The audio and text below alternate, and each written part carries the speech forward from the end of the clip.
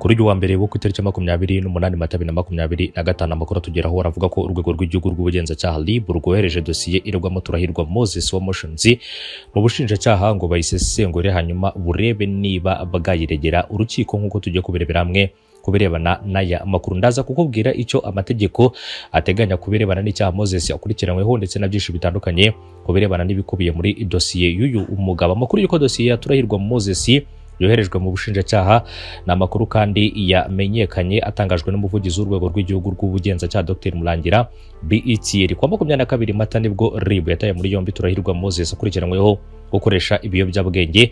Uyu musore yongeye gufungwa nyuma yuko muri Mata kandi 2023 nabwo yari yatawe muri yombi akurikiranyweho ibyaha birimo guhimba cyangwa guhindura urwandiko rw'inzira ndetse no gukoresha ibiyobyabwenge byo mu bwoko bw'urumogi. Kuva kandi muri Mata 2023 Turahirwa yatangiye gukurikiranwa mu butabera kugeza muri Kamena 2023 ubwo yarekurwaga by'agateganyo n'urukiko rwisumbuye rwa Nyarugenge ategekwa kujya yitaba ubushinjacyaha nyuma akomeza gukurikiranwa afunze. Icyakora nubwo yari yararekuwe by'agateganyo urubanza mu mizi rwarakomeje aho ku itariki ya 20 Ukuboza 2024 urukiko rwisumbuye rwa Nyarugenge rwamambije ibyaha birimo icyo guhindura inyandiko cyangwa gukoresha inyandiko mpimbano ndetse no kunywa ibiyobyabwenge cyane cyane ibiyobyabwenge cy'urumogi. Nyuma kandi yo kumuhamya ibi byaha Turahirwa yakatiwe gufungwa imyaka 3 agatanga n'ihazabu y'amafaranga agera kuri miliyoni 2 z'amafaranga y'u Rwanda n'ibihumbi 20 ndetse nk'igarama ry'urubanza. Nyuma kandi yo kutanyurwa n'imikirize y'uru rubanza yese ajurira iki cyemezo muri Mutarama 2025 hategerejwe rero ko urukiko rukuru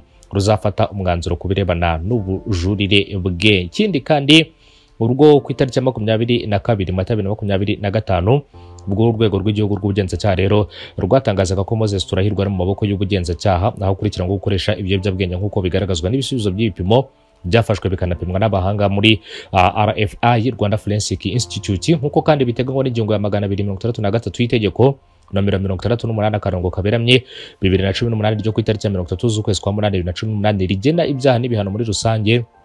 Umuntu wese ukoresha ibiyobyabwenge ahanishwa igifungo kiri hagati y'imyaka 3 kugeza kuri 5 ndetse n'ihazabe y'amafaranga y'u Rwanda miliyoni 2 kugera kuri miliyoni 5. Moses yarekwaga kwisanga imbere y'ubutabera ku itariki ya 28 Mata 2023 kandi ubwo yafungaga akurikiranyweho cyaha ribana ryo gukoresha ibiyobyabwenge no gukora inyandiko mpimbano. Uyu mugabo yarafunzwe ajyanwa muri gereza y'Amageragere akomeza kuburana kwifungwa n'ifungurwa ry'agateganyo agaragaza ko impamvu zikomeye asaba ko yakurikiranwa ari hanze nyuma yo gusuzuma ibi byose. Nuko ku itariki ya 15 Kamena 2023 urukiko rwisumbuye rwa Nyarugenge rwaje gufata icyemezo cyo kumurekura by'agateganyo. Yaburanye kavuga ko urumogi yasanzwemo rero yarungwereye hanze y'u Rwanda kandi ko yarabyemerewe. Ni mu gihe ariko ubushinjacyaha bwasabaga urukiko gutegeka ko Turahirwa akurikiranwa afunze. Icyo gihe kandi yategetswe kutarenga imbibi z'igihugu cy'u Rwanda no kujya yitaba ubushinjacyaha buri cyumweru.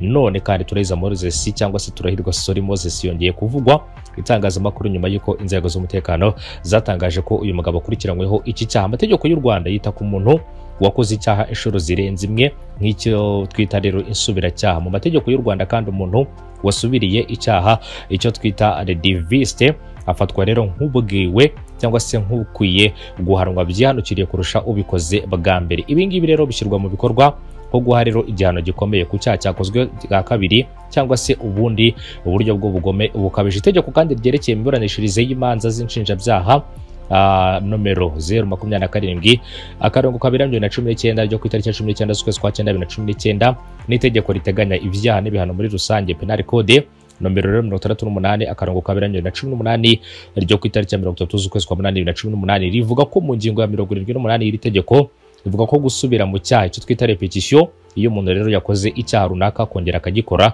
ashobora guhanishwa igihano kirenze igiteganywa n'itegeko ku muntu wagikoze bwa mbere cyangwa igihano cyo hejuru mu bigenewe icyo cyaha. Buri kimwe kandi mu byaha birebana n'ibiyobyabwenge amategeko abuza gukoresha, gutunda, gucuruza cyangwa gutunga ibiyobyabwenge iyo umuntu amaze kubihamwa.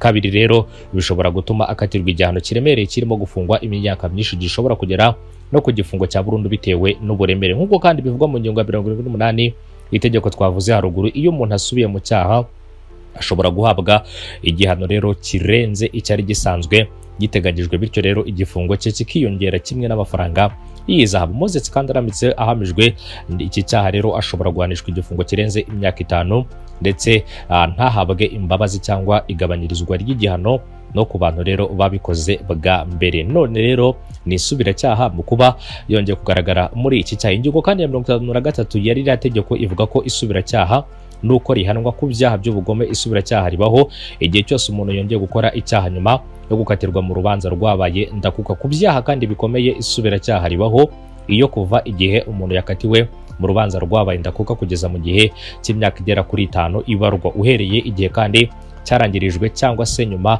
y'ubusabe bwacu yongeye gukora icyo cyaha. Umuntu wese kandi ugaragaraho isubiracyahanishwa igihano ntarengwa cyateganyijwe kandi n'itegeko, kandi icyo gihano gishobora kongerwa kugeza ku nshuro zigera kuri 2 zacyo. Ingingo kandi ya 53 ivuga cyangwa se ivuga ku gihe hatabaho isubiracyaha.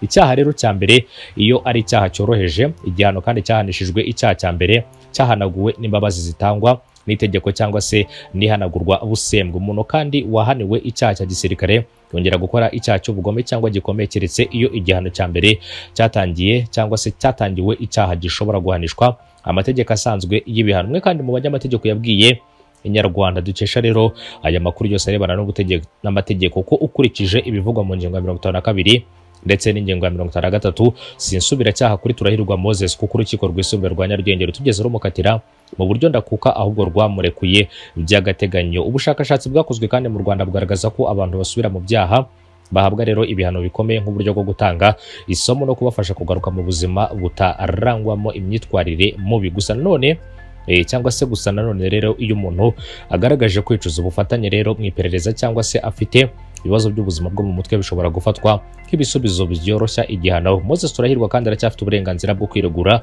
no gusobanura uko abyumva imbere y'ubutabera, ariko niba icyaha kimuhamya cyangwa se kimuhamye nk'isubiracyaha mu mategeko atanga icyerekezo cy'uko rero ashobora guhabwa igihano gikomeye kurushaho icyo yari yarahawe. Moses Turahirwa kandi yagaragajwe umwe rero mu banyamideli babaye ibirangirire mu Rwanda no mu karere, ariko rero ibibazo by'amategeko byakomeje kwinjira mu rugendo rw'icyifuzo kandi cyabamukurikira ngo nuko uyu mugabo yabasha kwitandukanya n'ibiyobyabwenge agafata icyerekezo cyo kwiyubaka ndetse no kongera kugira ijambo mu bijyanye n'umudeli cyangwa se n'imideli ndetse n'ubuhanzi. Eric Semuhungu kandi wakunze kuvuga ndetse no kuvugira cyane Turahirwa Moses yanditse kuri konti ya X agaragaza ko akwiye guhanwa uko bikwiriye. Moses Turahirwa afatwa kandi nka nimero ya mbere mu banyamideli bagize amahirwe n'umugisha bidasanzwe muri ubu buzima bwa muntu. Inzu y'imideli rero ya Motions yambitse aba akomeye. Sayimana kandi anisetse umubyeyi wa Moses aherutse gutangaza ko imyitwarire mibi y'umwana we rero ukomoka ku gukoresha ibiyobyabwenge, aho yagize ati rero bishoboka guterwa no kuba wenda yaranywereye ibiyobyabwenge. Ubwo rero iyo umuntu akigaragaza imbere cyangwa se akigaragaza imbere y'abantu ariko we yiyumvamo uko ari mu yindi si, nk'uko umubyeyi we yakomeje kugenda abigaruka ku birebana na Moses. Moses Turahirwa rero ni umwe mu bagabo bakomeye cyane, akaba ari umwe mu bashinze inzu y'imideli ya Motions muri 2015. Icyo gihe kandi gahunda yo kwimakaza ibikorerwa imbere mu gihugu izwi nka Made in Rwanda ntabwo yari yagafashe irangi byanyabyo. Ubwo leta kandi yagenaga ko buri wa gatanu ukwiriye kuba umunsi wo kwambara imyenda yakorewe imbere mu gihugu. Motions ndetse na Moses Turahirwa yahise rero itangira kujya ku ibere. Ikindi kandi yaje gushinga iyi nzu yatangiranye n'umudozi umwe, ariko muri 2018 yarageze kuri 13 bahuraho rero barimo 8 bashinzwe kudoda n'abandi bashinzwe gushaka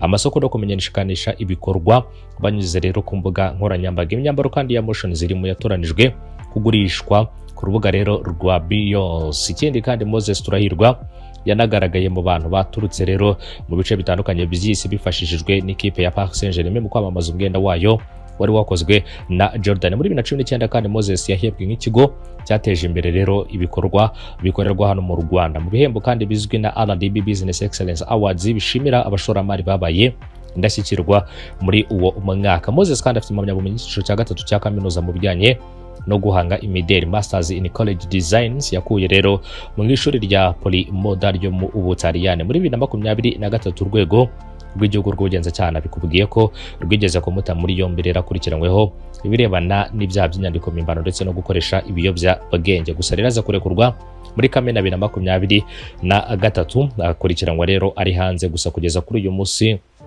dosiye ye rero ikaba yamaze gushyikirizwa ubushinjacyaha kugira ngo buyisesengure burebe niba rero ishobora kuba yaregerwa urukiko, hanyuma atangira burane kwifungwa n'ifungurwa ry'agateganyo nk'uko byakomeje kugenda bigarukwaho. Ni byinshi rero bitandukanye byakomeje kugenda biyibazwa. Gusa Moses Turahirwa rero akaba yaraje gukurikiranwa nyuma rero yo kwandika amagambo navuga ko atigeze ashimisha abatari bacyane mu gihugu cy'u Rwanda. Nta magambo kandi we ubwo ku giti cye yiyandikiye ku rukuta rwe rero rwa Instagram, cyane rero ahashyirwa story yandika amagambo rero navuga ko atari meza ku mukuru w'igihugu cy'u Rwanda ndetse n'inkotanyi muri rusange. Ibi n'abanyarwanda benshi basamiye hejuru agaragaza ko uyu mugabo ashobora kuba rero yarabikoze mu buryo rero babona ko harimo izindi nyungu cyangwa se hari icyo yaragamije gutangaza ku birebana na Moses. Reka rero tubashimire cyane, byinshi bitandukanye ku birebana na dosiye rero tuzakomeza kubikurikirana mu makuru yacu ataha. Mukomeze kugira umunsi mwiza.